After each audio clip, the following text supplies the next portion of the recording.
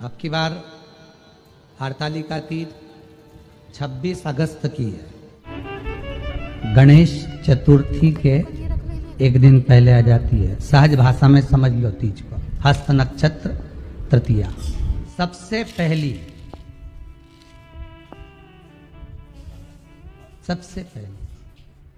हरतालिका पूजन भगवान शिव की आराधना किसने करी थी? माता पार्वती। कितना कितना शास्त्रों में हमारे यहाँ माँ पार्वती के पूजन का विधान कहा गया।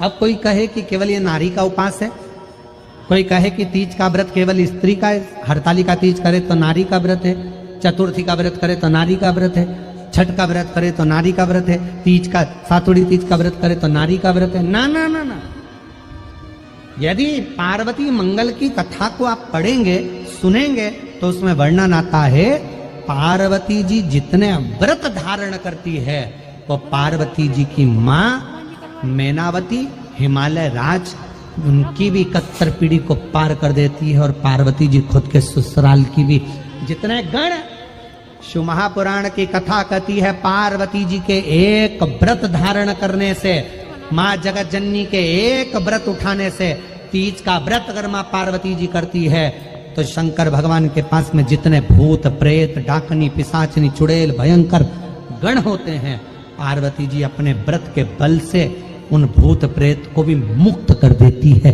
इतना बल माता पार्वती के व्रत में होता है। इतना बल।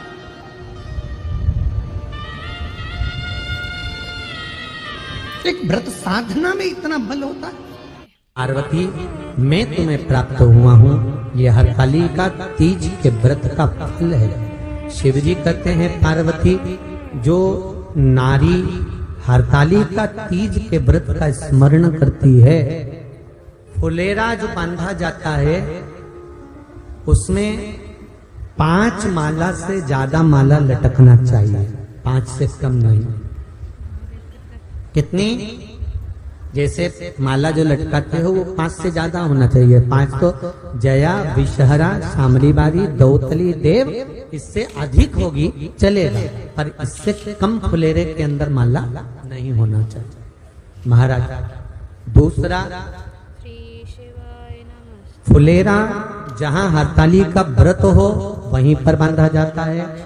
हरतालिका तीज का व्रत एक ऐसा व्रत होता है जो मरते दम तक रहता है। इस व्रत को छोड़ा नहीं जाता। ये नहीं किसी और वाले गुरुजी ने कहा और अपन ने एक बार कर लिया और अगली बार वो व्रत गायब हो गया, ऐसा नहीं है।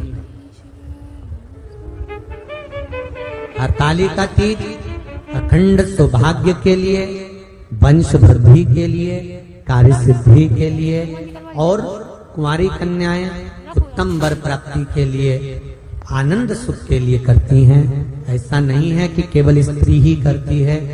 जब नारी किसी कारणवश व्रत नहीं कर पाती तो पुरुष इस व्रत को धारण करते हैं।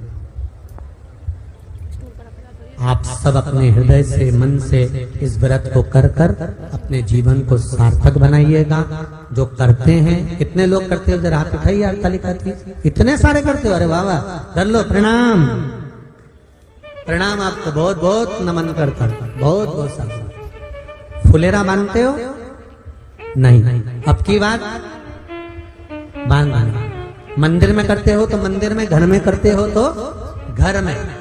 फुलेरा वंश की वृद्धि करता है, फुलेरा अखंड सौभाग्य देता है, फुलेरा मन की कामना को पूर्ण करता है। जो बेटियां जिनका विवाह नहीं हो रहा हो या बेटे जिनका विवाह नहीं हो रहा हो, वो 7 स्थान पर कहीं फुलेरा बंधा हो तो फोन लगाकर पूछना कहाँ बंधा है, वहां का दर्शन करना।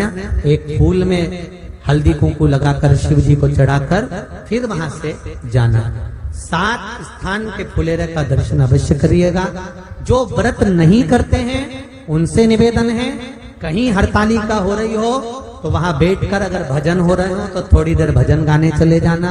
अपने मोहल्ले में, कॉलोनी में, सोसाइटी में कहीं हरतालिका तीज का व्रत हो रहा हो तो 2-4 मिनट जाकर दर्शन जरूर करना, जिससे भोलेनाथ आपका अखंड सौभाग्य करे और आपके मन की कामना पूर्ण करे।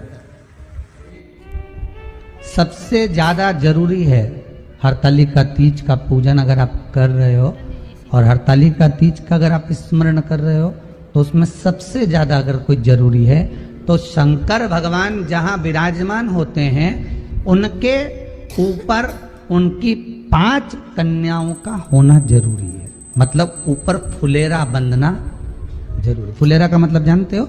एक जैसे शंकर भगवान नीचे विराजमान है और ऊपर जो जलाधारी बनती है ना, तो जलाधारी की जगह पर शंकर भगवान की हरतालिका तीज के दिन जब नारियां पूजन करती हैं, माताएं पूजन करती हैं, कन्याएं पूजन करती हैं, तो उस पर जलाधारी की जगह फुलेरा बनता है। मतलब फूल की मालाएं उसमें लटका दी जाती है। अब कितनी माला लटकाना चाहिए?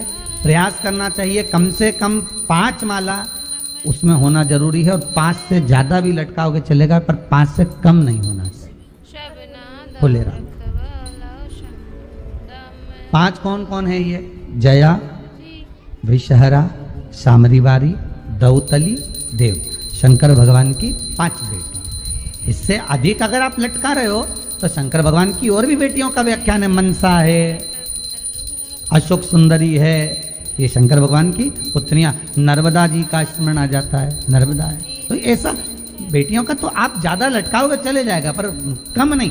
जैसे हरतालिका तीज का जो उद्यापन होता है, उद्यापन में सबसे मुख्य चीज क्या होती है कि जो भी आप वस्तु दान दे रहे हैं, जो भी आप वस्तु समर्पित कर रहे हैं, हरतालिका तीज के उद्यापन में जो भी सामग्री आप दे रहे हैं वो 5 होना चाहिए। जैसे फुलेरा का वर्णन किया कि फुलेरा 5 माला से ज्यादा होगा चलेगा, पर 5 से कम।